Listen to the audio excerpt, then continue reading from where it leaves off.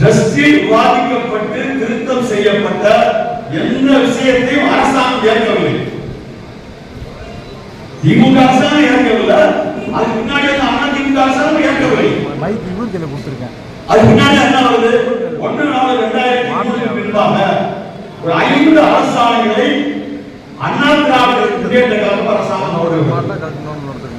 பத்திரமா கொடுக்கலாம், கிராஜுவிட்டிய கம்ப்யூட்டேஷனை மாற்றி அமைக்கலாம் என்ற அடிப்படையில் 5 அரசாணைகள். அந்த அரசாணைகள் இருந்து சிஐடி வழக்கு சென்னை உயர்நீதிமன்றத்தில் ஏஎஸ் மேல அப்டேட் போடுறோம். அதுக்கு மேல அரசாங்கம் நாம் தேர்தாசா என்ன பண்ணல வந்துச்சு? 1/4/2003 பின்பாக வேலைக்கு ரிட்டையர் ஆனால அவனுக்கே பென்ஷனை நிறுத்தி விட்டது. 98 ஸ்கீம்ல இருக்கான். எப்போ வரைக்கும் அவனுக்கு உண்டு? அவன் கம்ப்ளீட்டா அவன் 2003 ரிட்டையர் ஆனாலும் உண்டு. அது 2003 பின்னாடி வேலைக்கு சேர்ந்தவன்ல 98 ஸ்கீம்ல இருக்கான்.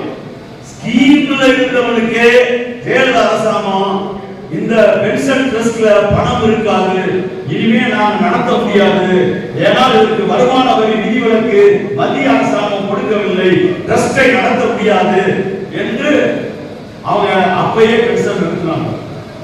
இப்பயும் சொல்றோம், இந்த பென்ஷன் துவக்கப்படுகிற போதே சிஐடி சொன்னது, ஏஎஸ் முதல் கூட்டத்திலே சொன்னாரு, எல்லா பணத்தையும் எடுத்துக்க, எல்லா பணத்தையும் எடுத்துக்க, பென்ஷன் கொடுக்கிற பொறுப்பை அரசு ஏற்க வேண்டும்.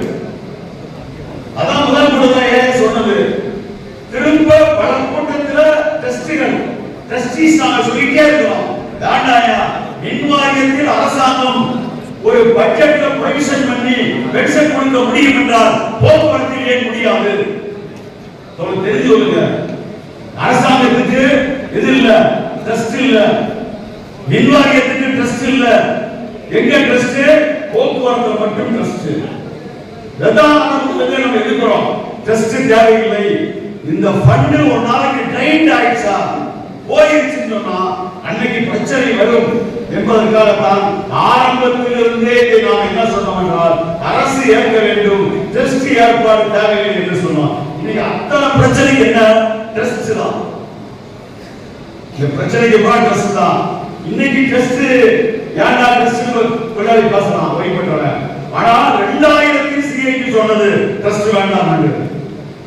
அது எவ்வளவு உண்மையாக இருக்கிறது பாருங்க. 2003 நிப்பாட்டிட்டான். ஓய்வு பெற்றவனுக்கே பென்ஷன் நிறுத்தப்பட்டாச்சு. அதுக்கு எதிரான வழக்கு 152/41/2003 WP நம்பர்